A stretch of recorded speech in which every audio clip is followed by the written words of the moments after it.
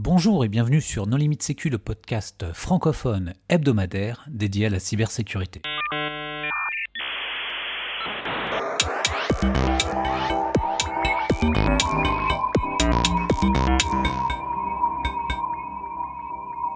Alors aujourd'hui, nous recevons Quentin Nicot de la société Elysium. Bonjour Quentin. Bonjour à tous. Pour discuter avec lui, les contributeurs Non Limite Sécu sont Nicolas Ruff. Bonjour. Vladimir Collat. Bonjour. Hervé Schauer. Bonjour. Et moi-même, Johan Hulot. Alors Quentin, en préambule, est-ce que tu voudrais bien te présenter ? Oui, enchanté tout le monde, Quentin Nicot, donc d'Elysium Security. Ça fait très peu de temps que je suis dans la cyber, j'ai rejoint cette belle aventure il y a 1 an et demi. Avant, j'ai eu un profil un petit peu particulier, j'ai fait pas mal de boulots différents dans pas mal de pays différents. Et puis voilà, la cyber, en tout cas, c'est plutôt quelque chose qui me plaît, donc en tout cas, on va rester sur le long terme. Alors, qu'est-ce qui a poussé les fondateurs à créer cette société ?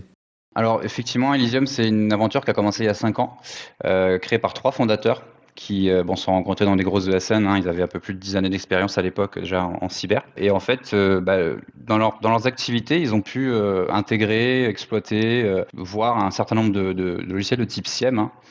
Donc les grands de l'époque, c'était principalement des solutions américaines. Et à chaque fois, ils avaient quand même pas mal de problématiques qu'ils ont pu constater. Déjà, il n'y avait pas de solution souveraine. Donc à l'époque, c'était encore plus vrai qu'aujourd'hui.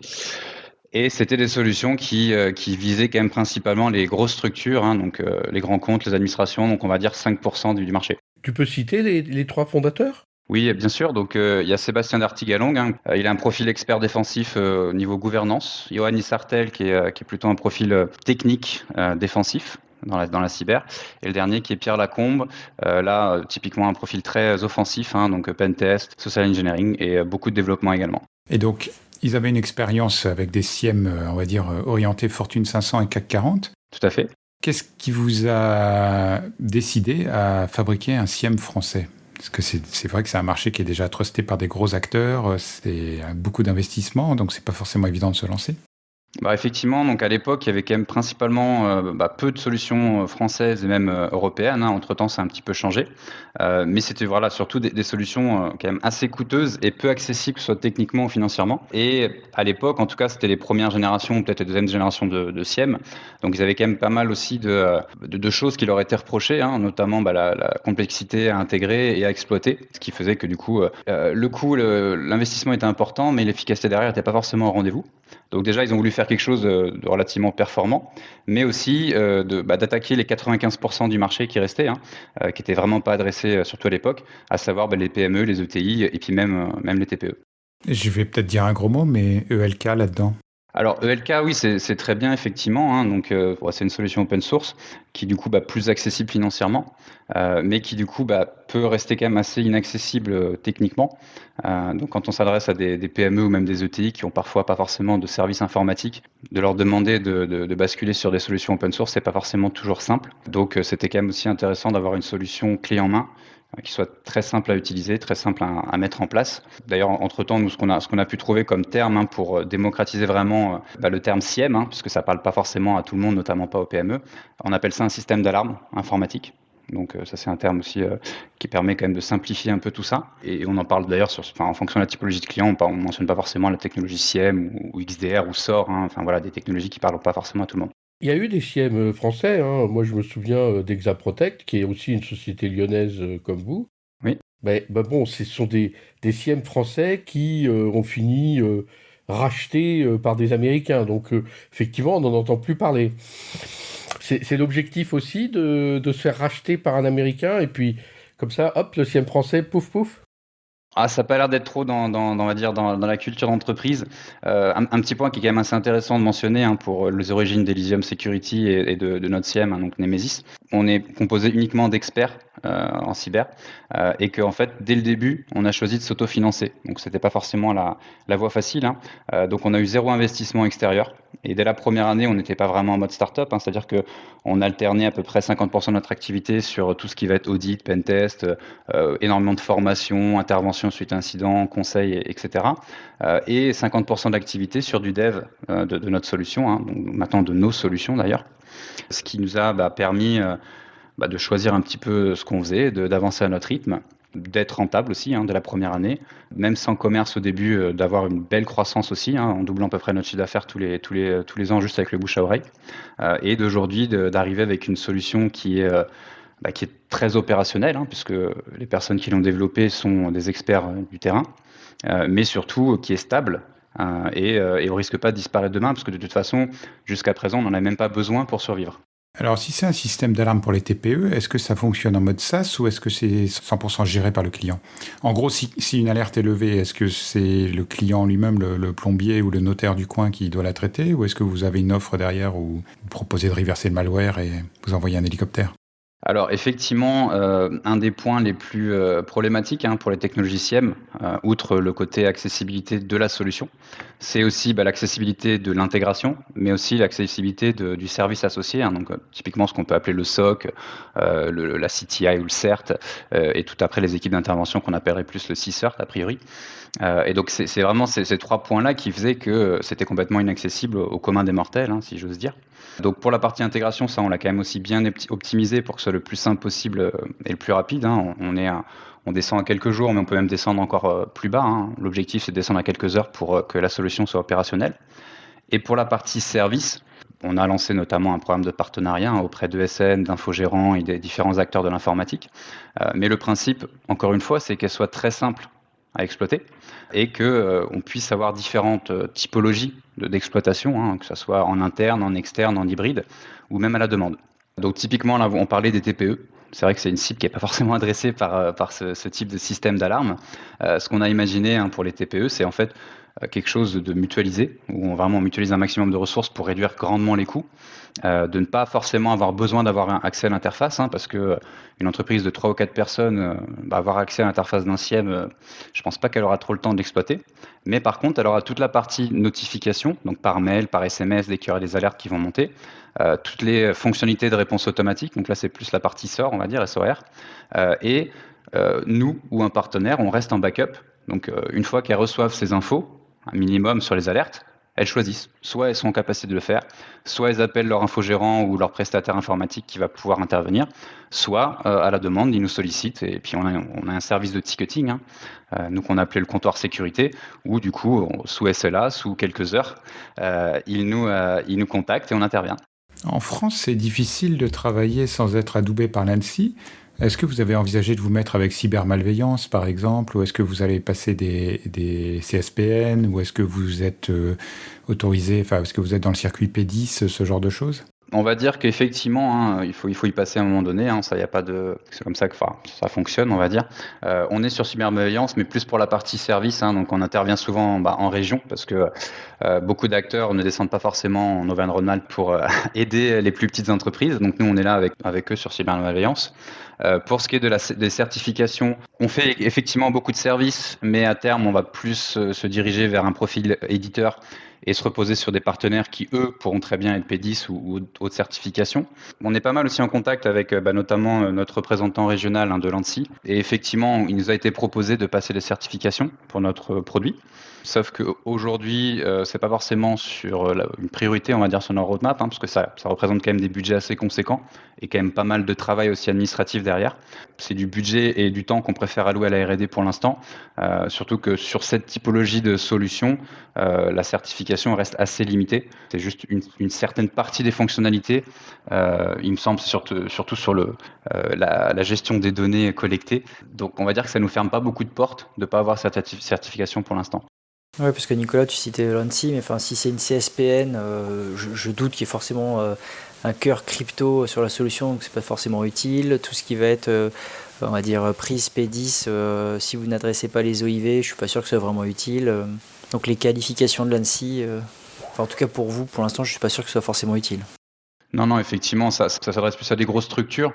Et puis encore une fois, pour la partie service, c'est quelque chose qu'on fait très bien.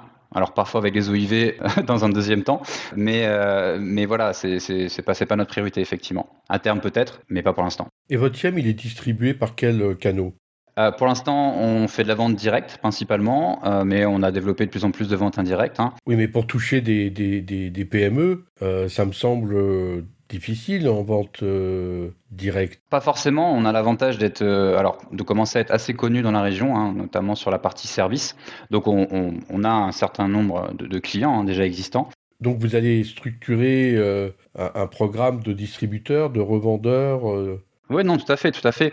On a fait pas mal d'actions. Alors c'est vrai que jusqu'à présent, on était plus en mode sous-marin. Donc typiquement, avant, il y a 1 an et demi, on n'avait pas de commerce et on a commencé le marketing il y a très peu de temps. On était vraiment focalisé sur la R&D en mode bulle, donc on communiquait peu.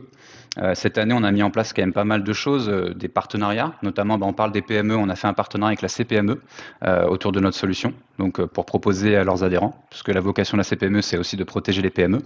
On a fait des partenariats aussi avec diverses associations cyber ou diverses institutions. Et effectivement, on va s'appuyer sur un réseau de revendeurs qui va être beaucoup plus, revendeur, intégrateur, exploitant, qui va être un peu plus varié que nos concurrents, parce que typiquement, on s'adresse à des catégories de SN plus modestes, qui touchent des PME, qui touchent des ETI, qui sont en train de réfléchir ou qui sont en train de créer une offre SOC et qui ont besoin forcément de solutions pour créer cette offre, et qui ont la même typologie de clients que nous, qui aujourd'hui n'est pas vraiment adressée. Mais ceux qui ont des offres SOC, ce que je constate, c'est qu'ils ont déjà les grands produits internationaux du marché en place. Oui. Comment vous pourriez faire pour leur dire « Ah non, mais c'est mieux Nemesis ». C'est pour ça qu'on a, on va dire, une stratégie un petit peu différente, c'est-à-dire que on n'aurait aucun souci d'être mis en compétition avec ces solutions, que ce soit sur la partie performance ou la partie coût, typiquement, ou facilité d'intégration de l'exploitation.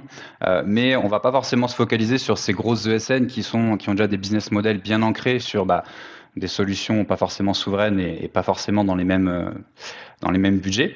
Donc on va plus se focaliser justement sur ces challengers, en fait, ces ESN qui peuvent aller jusqu'à même parfois 500 employés, qui sont en train de créer des offres SOC et qui ont vraiment le cœur de leur clientèle qui sont les TPE ou les PME ou les ETI.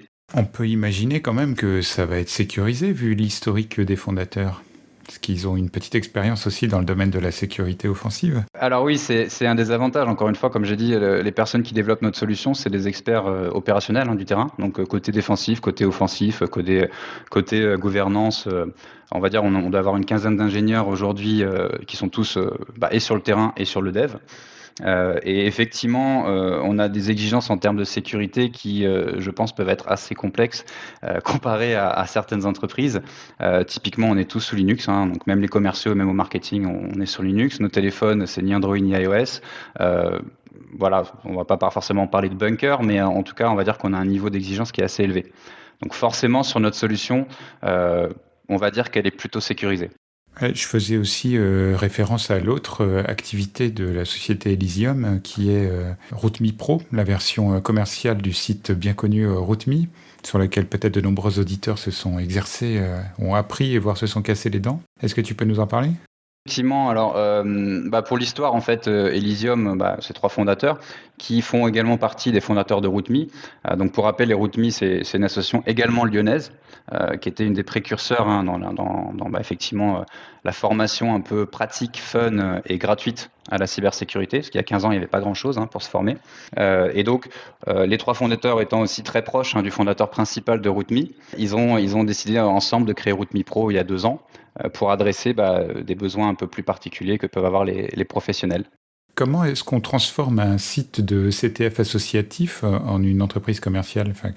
Quel est le business model ? Parce que autant RouteMe dit ne liquez pas les solutions sur Internet, soyez fair play, autant quand ça devient une plateforme de formation qui délivre des diplômes, etc., on peut imaginer que les contraintes ne sont pas les mêmes, quoi. Et puis en termes de disponibilité, en termes de sécurité et autres, quelle est la différence entre RouteMe et RouteMe Pro, pour faire simple ? Alors pour faire simple, effectivement, RouteMe est une plateforme très connue qui est gratuite, c'est une association donc avec relativement peu de moyens qui historiquement est dédiée aux particuliers.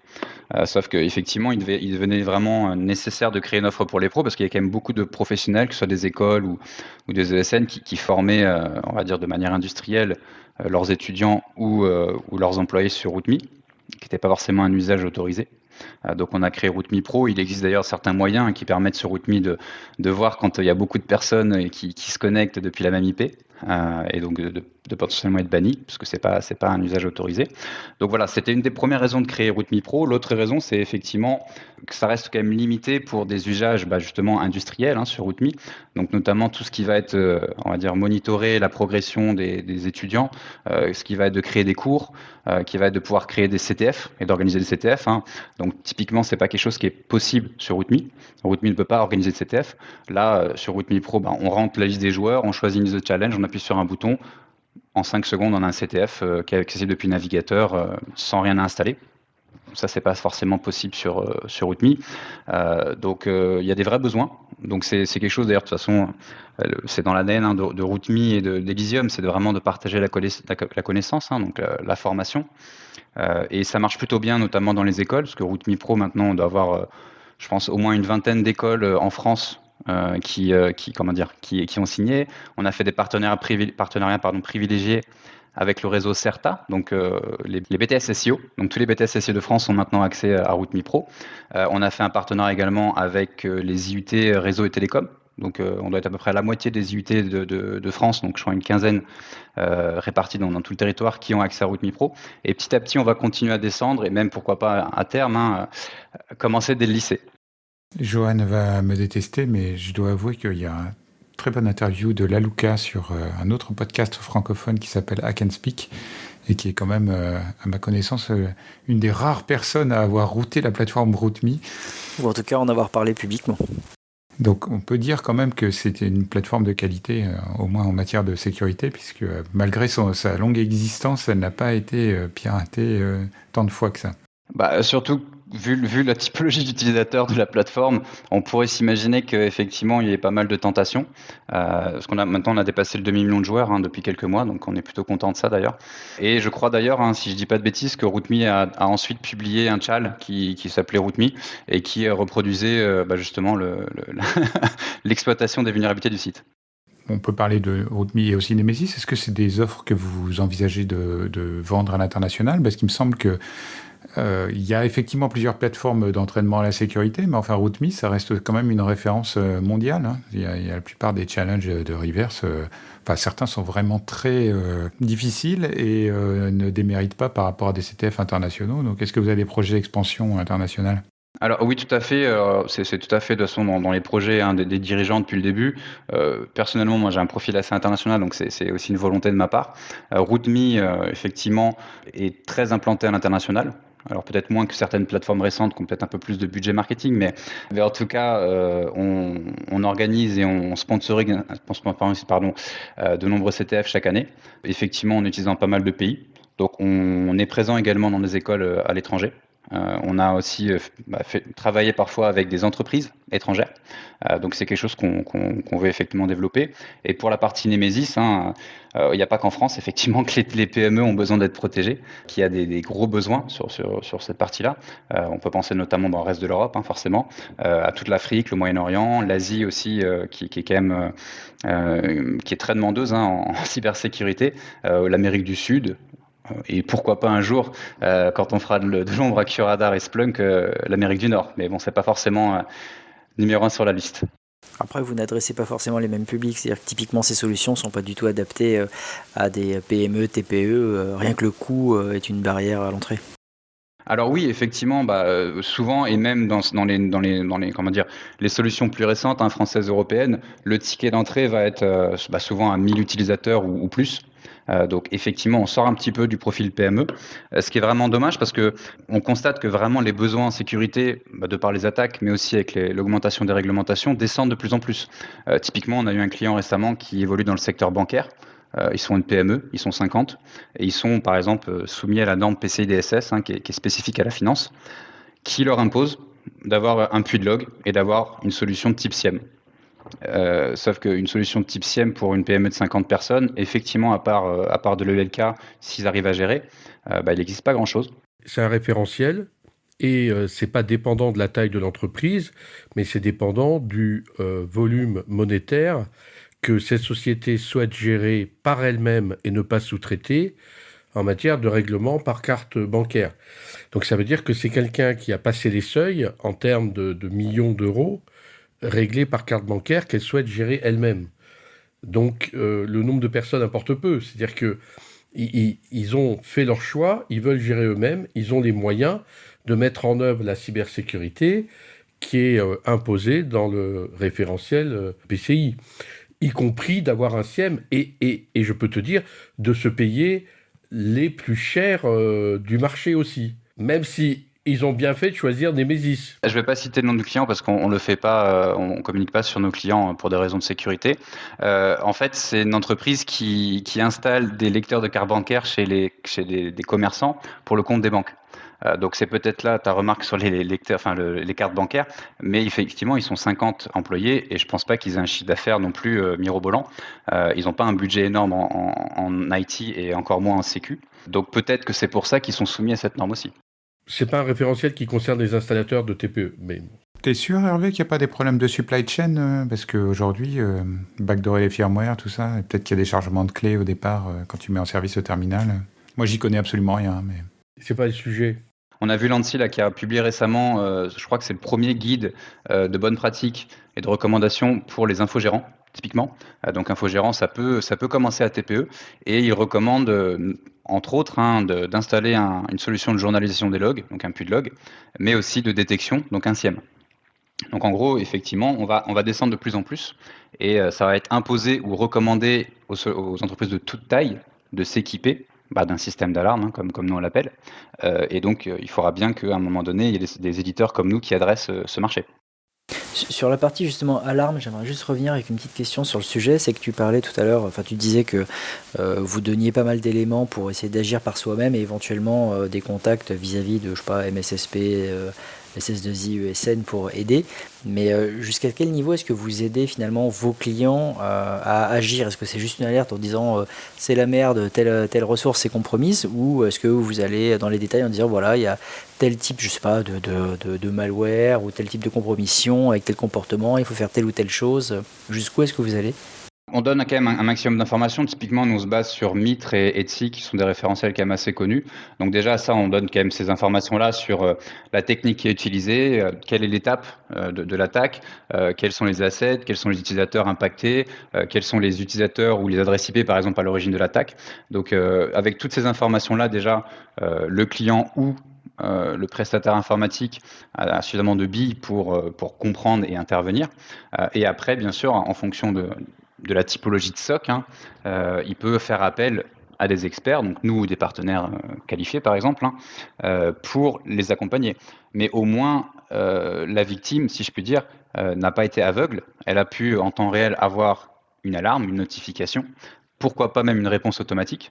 Donc typiquement le week-end ou la nuit, c'est quand même plutôt pratique pour une PME. Et tout ça, on peut vraiment le personnaliser. Donc on peut très bien choisir en fonction de quelle alerte et à quel niveau de criticité on va avoir tout ce système qui va s'activer. Typiquement, est-ce que le samedi soir, je reçois un SMS quand j'ai une alerte informatique? On peut choisir. Et après, c'est encore une fois, on choisit de quoi faire de cette information. Mais comme de toute façon, l'information et la vitesse et la réactivité, c'est quand même clé en cybersécurité, au moins on a donné toutes les infos pour agir le plus vite, rapidement possible. Mais ça s'installe facilement sur un SI en fait, parce qu'en général, un SIEM, faut aller se connecter un peu partout, récupérer les logs, les parser. Il y a les logs de serveurs, les logs d'appli un peu exotiques. On va se connecter aussi sur du cloud, de l'Azure, AWS, etc. avec plein de typologies de logs et une certaine complexité. Ouais. Quel est l'effort en fait pour installer Nemesis?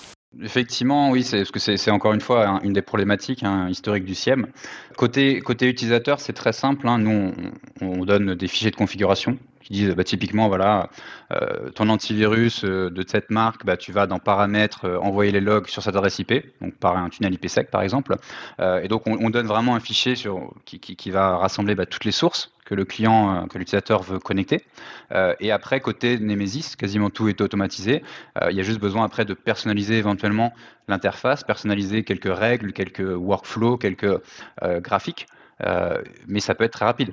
Et donc, effectivement, côté client, à partir du moment où on a donné des fichiers qui expliquent très simplement comment configurer les sources, ça peut aller très vite. Et malgré tout, on peut se tenir en support, en assistance, s'ils ont besoin d'aide pour cette partie-là.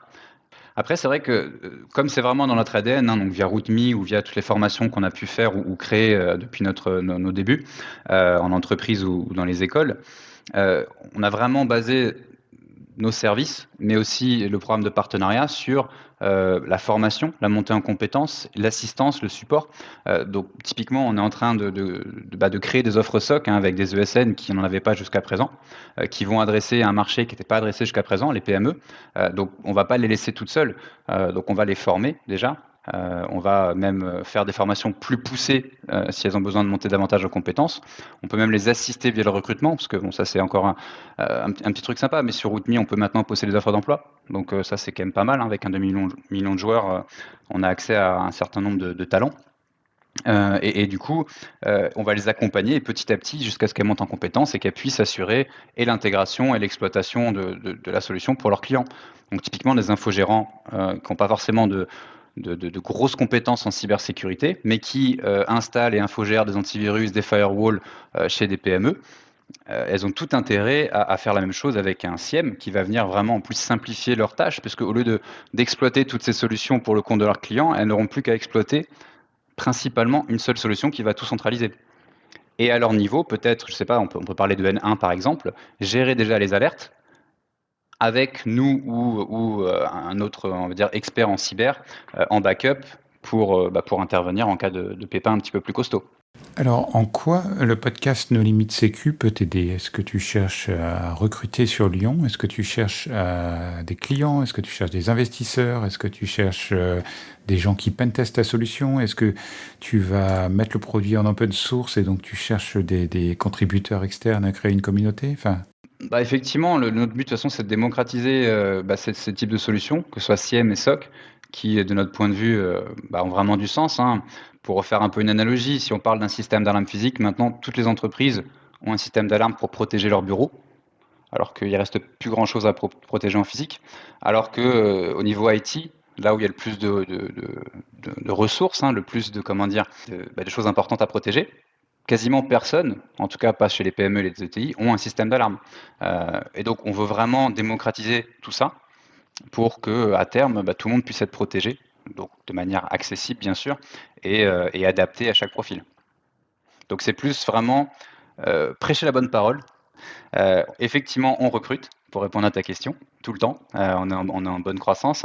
Effectivement, ça peut être intéressant de toucher un public vaste et varié de clients potentiels, de prescripteurs potentiels et de partenaires potentiels. Et par contre, pour répondre à ta question, non, on ne va pas le mettre en open source. Est-ce que tu veux apporter le mot de la fin? En tout cas, oui, merci beaucoup à No Limites Sécu pour cette opportunité. C'est très sympathique d'échanger avec tout le monde. J'espère que ça touchera un certain nombre de personnes qui pourront être intéressées ou en tout cas curieux de découvrir une solution française qui a été vraiment pensée pour s'adapter à tout le monde. Merci Quentin. Vladimir, Oui. c'est l'heure de la Minute Fail. Et oui, alors une petite minute fail totalement improvisée. Et donc d'habitude, je ne cite pas les noms, etc. Mais là, comme ça me concerne, je peux citer mon nom. C'est juste comme ça a pas mal parlé de RootMe. Il y a quelques années, j'avais monté une petite équipe de CTF avec des collègues qui étaient plutôt pentesters comme moi à l'époque. Et je me considère comme pas trop mauvais, en tout cas sur du vrai SI, sur des vraies applications. Et donc on s'était dit allez, qu'on allait jouer un peu à des CTF, des compétitions vraiment en équipe. Et dans notre équipe, on avait également inclus un développeur qu'on venait d'embaucher, qui était un développeur Python, qui de temps en temps faisait des CTF et voilà. Donc on a commencé le CTF. Sur la plupart des tchals, clairement on galérait. On n'arrivait pas à faire grand chose et lui il regardait, par exemple il trouvait des passes traversal et il dit attendez, peut-être que le fichier s'appelle comme ça. Ouais, ça y est, j'ai flag et j'ai trouvé le flag. Bon, nous bien sûr on était hyper énervés et en fait je crois qu'il y avait une dizaine de challenge. Je crois qu'il a dû en trouver 7 ou 8 sur 10, comme ça, en pur guessing. Et nous, qui étions pourtant entre guillemets, professionnels du domaine de la cybersécurité, plutôt en pentest, on n'arrivait à rien faire et ça nous a dégoûtés. On a arrêté l'équipe après ça. Et voilà, donc fail de notre part. Et bon, bravo à lui à l'époque, mais voilà. Et c'était du pur hasard en fait. Je sais pas, mais à chaque moment, comme il avait fait pas mal de challenges, il disait ah oui, mais forcément le fichier s'appelle comme ça, c'est évident. J'ai été regarder dans tel fichier de log, bah c'était là, ça a été forcément là la réponse. Mais pourquoi, comment? Enfin voilà, c'était rigolo. Merci Vladimir. Nicolas, tu voulais ajouter quelque chose? Non, j'allais dire que ton ami a dû facilement se recycler dans les challenges OSINT où il y a beaucoup de guessing. Possible. Chers auditeurs, nous espérons que cet épisode vous aura intéressé. Nous vous donnons rendez-vous la semaine prochaine pour un nouveau podcast. Au revoir. Au revoir. Au revoir. Au revoir.